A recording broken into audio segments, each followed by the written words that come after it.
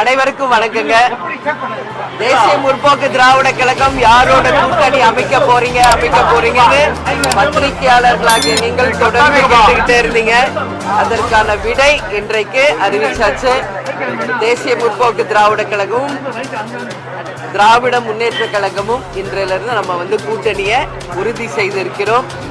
இந்த கூட்டணி நான் எப்பவும் சொல்றது போல எங்க கழக மாவட்ட செயலாளர்கள், நிர்வாகிகள், தொண்டர்கள் விருப்பம் இந்த முறை திமுகவுடன் கூட்டணி வைக்க வேண்டும் என்பதுதான்.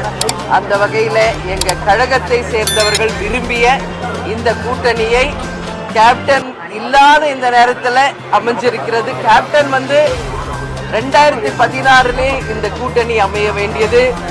கலைஞர் ஐயா பழம் நழுவி பால்ல விழுப்போகுதுன்னு சொன்னாரு.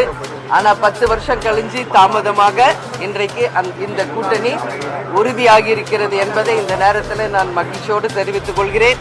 அது மட்டும் கிடையாது, எத்தனை நம்பர், எந்த தொகுதி, யார் வேட்பாளர்கள் என்பது எல்லாம் இதற்கு பிறகு குழு அமைத்து அந்த குழு 2 கட்சியின் சார்பாக தேமுதிக, திமுக 2 கட்சிகளும் இணைந்து பேசி அதை முடிவு செய்து முதலமைச்சர் அண்ணன் ஸ்டாலின் அவர்கள் அதை அறிவிப்பார் என்பதையும் இந்த நேரத்தில் நான் தெரிவித்துக் கொள்கிறேன். எனவே கூட்டணி திமுகவுடன் நாங்கள் இன்றையிலிருந்து கூட்டணியை உறுதி செய்திருக்கிறோம் என்ற செய்தியை இந்த நேரத்தில் மகிழ்ச்சியோடு உங்களுக்கு தெரிவித்தேன்.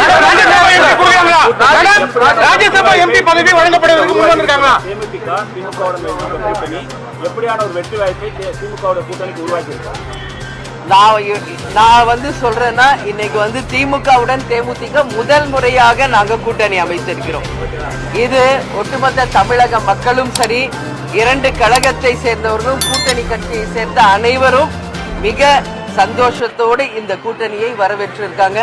அதனால இந்த கூட்டணி 200+ பெற்று வெற்றி பெற்று அமோக வெற்றி பெறும் என்பதை இந்த நேரத்தில் நான் உறுதியாக. மாநிலங்களவை தேர்தலுக்கான அறிவிப்பு இன்னைக்கு நீங்க கூட்டணி ராஜ்யசபா கொடுத்து திமுக ஒத்துக்கிட்டாங்களா? எப்படி மேம்? இல்ல, எல்லாமே திமுகவின் தலைமையில் அண்ணன் ஸ்டாலின் அவர்கள் அதை அறிவிப்பார். உரிய நேரத்தில் எல்லாமே அவர் அறிவிப்பாங்க.